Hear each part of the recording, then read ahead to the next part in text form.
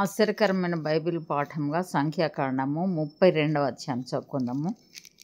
రూబేనీయులకును గాదీయులకును అతి విస్తారమైన మందలుండెను గనుక యాజేరు ప్రదేశమును గిలాదు ప్రదేశమును మందలకు తగిన స్థలమని తెలుసుకొని వారు వచ్చి మోషేను యాజకుడగు ఎలియాజరును సమాజ ప్రధానులతో అతారోతు దీబోను యాజెరు నిమ్రా హెష్బోను ఏలాలే షెబాము నెబో బెయోను అను స్థలములు అనగా ఇశ్రాయేలీల సమాజం ఎదుట యెహోవా జయించిన దేశం మందలకు తగిన ప్రదేశము.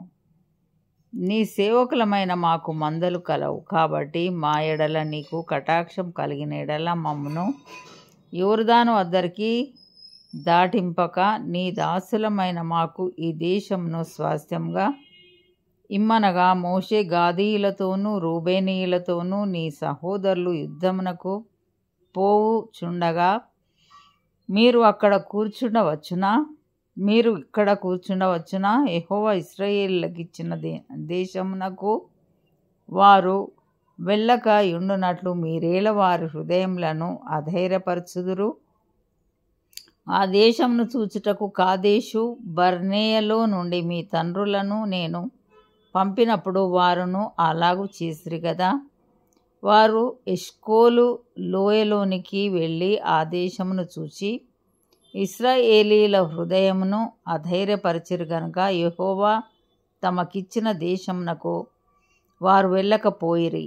ఆ దినమున యెహోవా కోపము రగులుకొని 20 ఏండ్లు మొదలుకొని పైప్రాయము కలిగి ఐగుప్తు దేశంలో నుండి వచ్చిన మనుషులలో పూర్ణ మనస్సుతో యెహోవాను అనుసరించిన కెనజీయుడగు యెఫున్నె కుమారుడైన కాలేబును నూను కుమారుడైన యెహోషువయు తప్ప మరి ఎవడునూ పూర్ణ మనస్సుతో నన్ను అనుసరింపలేదు గనుక నేను అబ్రాహాము ఇస్సాకు యాకోబులకు ప్రమాణపూర్వకంగా నిచ్చిన దేశమును వారు తప్ప మరి ఎవరునూ చూడరని ప్రమాణం చేసెను.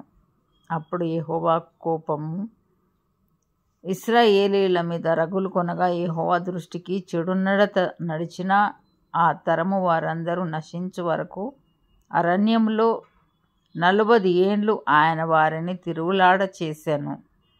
అప్పుడు ఇశ్రాయేలీయుల ఎడల యెహోవాకు కోపం మరి ఎక్కువగా పుట్టించినట్లుగా ఆ పాపుల సంతానమైన మీరు మీ తండ్రులకు ప్రతిగా బయలుదేరి యున్నారు. మీరు ఆయనను అనుసరింపక వెనుకకు మళ్ళిన ఎడల ఆయన ఈ అరణ్యంలో జనులను ఇంకా నిలువ చేయును. అట్లు మీరు ఈ సర్వ జనమును నశింప చేసెదరనెను. అందుకు వారు అతని యుద్ధకు వచ్చి మేము ఇక్కడ మా మందల కొరకు దొడ్లను మా పిల్లల కొరకు పురములను కట్టుకొందుము. ఇశ్రాయేలీయులను వారి వారి స్థలములకు చేర్చు వరకు మేము వారి ముందర యుద్ధమునకు సిద్ధపడి సాగుదుము. అయితే మా పిల్లలు ఈ దేశ నివాసుల భయం చేత ప్రాకారం గల పురములలో నివసింపవలెను. ఇశ్రాయేలీలలో ప్రతివాడును తన తన స్వాస్థ్యమును పొందు వరకు మా ఇండ్లకు తిరిగి రాము. తూర్పు దిక్కున యోర్దాను అవతల మాకు స్వాస్థ్యం దొరికెను గనుక యోర్దాను అవతల దూరముగా వారితో స్వాస్థ్యం పొందమనిరి. అప్పుడు మోషే వారితో మీరు మీ మాట మీద నిలిచి యెహోవా సన్నిధిని యుద్ధమునకు సిద్ధపడి యెహోవా తన ఎదుట నుండి తన శత్రువులను వెళ్ళగొట్టు వరకు యెహోవా సన్నిధిని మీరందరూ యుద్ధ సన్నద్ధులై యోర్దాను అవతలికి వెళ్ళిన ఎడల ఆ దేశము యెహోవా సన్నిధిని జయింపబడిన తరువాత మీరు తిరిగి వచ్చి యెహోవా దృష్టికిని ఇశ్రాయేలీయుల దృష్టికిని నిర్దోషులయుందురు. అప్పుడు ఈ దేశము యెహోవా సన్నిధిని మీకు స్వాస్థ్యమగును. మీరు అట్లు చేయని ఎడల యెహోవా దృష్టికి పాపం చేసిన వారగుదురు గనుక మీ పాపము మిమ్మును పట్టుకొనును అని తెలుసుకొనుడి. మీరు మీ పిల్లల కొరకు పురములను మీ మందల కొరకు దొడ్లను కట్టుకొని మీ నోట నుండి వచ్చిన మాట చొప్పున చేయుడనెను. అందుకు గాదీయులను రూబేనీయులను మోషేతో మా ఏలినవాడు ఆజ్ఞాపించినట్లు నీ దాసులమైన మేము చేసేదము.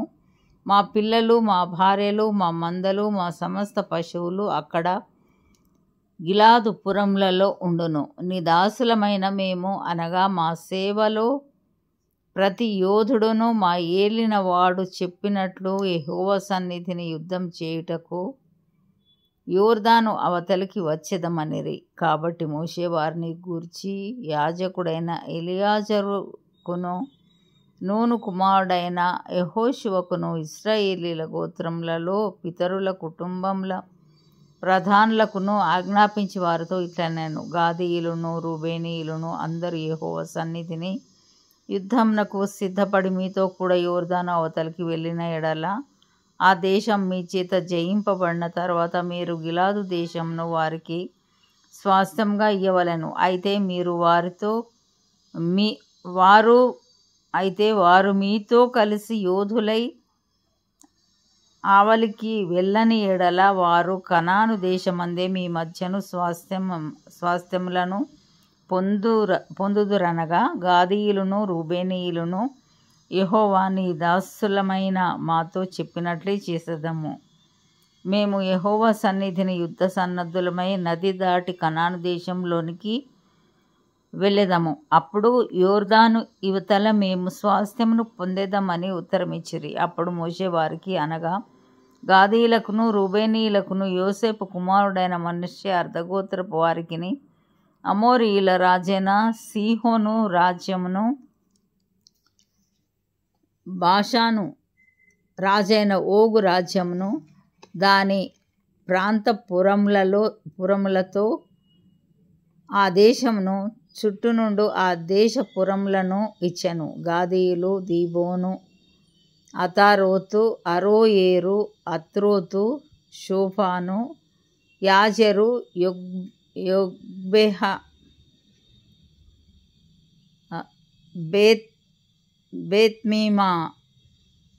బేత్మిమ్రా బేత్హారాను అను ప్రాకారములు గల పురములను మందల దొడ్లను కట్టుకొనిరి. రూబేనీయులు మారు పేరు పొందిన హెష్బోను ఏలాలే కిర్యతాయిము నెబో బయల్మెయోను